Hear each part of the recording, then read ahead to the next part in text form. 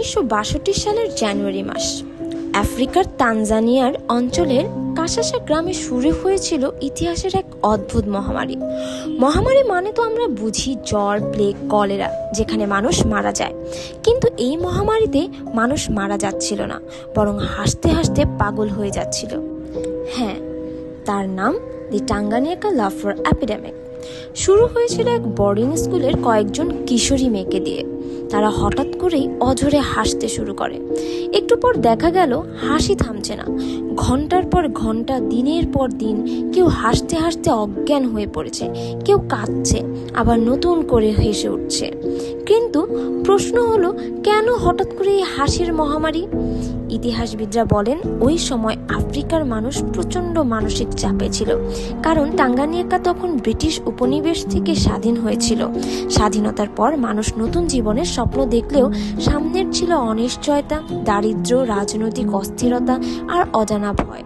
এই ভয়, চাপ আর টেনশন কিশোরীদের মানসিকতার উপর ভয়ঙ্কর প্রভাব ফেলেছিল। বিজ্ঞানীরা বলেন সেই চাপ থেকে ছড়িয়ে পড়েছিল ম্যাস সাইকোজেনিক ইলনেস, যেখানে একজনের মানসিক প্রতিক্রিয়া মুহূর্তেই আরেকজনকে সংক্রমিত করে। শুরুতেই স্কুল, তারপর গ্রাম, তারপর আশেপাশের অঞ্চল। মাত্র কয়েক মাসের মধ্যেই আক্রান্ত হলো 1000-এরও বেশি মানুষ। এমনকি প্রায় 14টি স্কুল বন্ধ করে দিতে হলো। ডাক্তাররা ছুটে এলো। তারা পরীক্ষা করে দেখলো কোনো ভাইরাস নেই, কোনো শারীরিক অসুখও নেই, রক্তে কোনো অস্বাভাবিকতাও নেই। কিন্তু হাসি থামছে না। তারা বলল এটা ম্যাস হাইস্টেরিয়া, এক ধরনের সম্মিলিত মানসিক রোগ। কিন্তু সবাই কি সেটা মেনে নিয়েছিল? না। গ্রামের সাধারণ মানুষ বিশ্বাস করত এটা ঈশ্বরের অভিশাপ। কেউ বলতো ডাইনি বিদ্যার খেলা, আবার কারো মতে অদৃশ্য অশুভ শক্তি গ্রামটাকে গ্রাস করেছে। অন্য দেশগুলোও এই ঘটনা দেখে হতবাক হয়ে গেল। পত্রিকায় বের হলো a village that can not stop লাফিং শিরোনামের রিপোর্ট।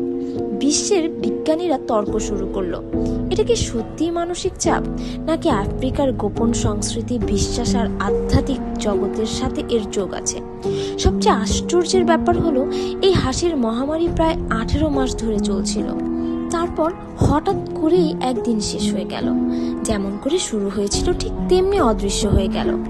আজও ইতিহাসবিদরা বলেন এটা ছিল ইতিহাসের সবচেয়ে অদ্ভুত মহামারী, কারণ এখানে মৃত্যুর ভয় ছিল না, কিন্তু মানুষ ভয় পেত যদি হাসি আর না থামে তাহলে কি হবে। তাহলে আসলে টাঙ্গানিকা এর এই ঘটনা কি ছিল?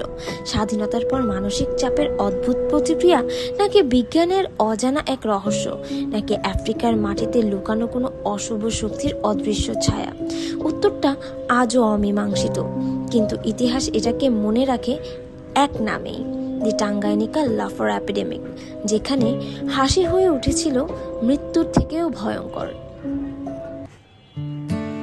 আমি লিমু সেক্রেট অ্যান্ড সিক্রেট থেকে আবারও ফিরবো এমনই এক রহস্যময় কাহিনী নিয়ে। ততদিন সুস্থ থাকবেন, ভালো থাকবেন। আসসালামু আলাইকুম, শুভরাত্রি।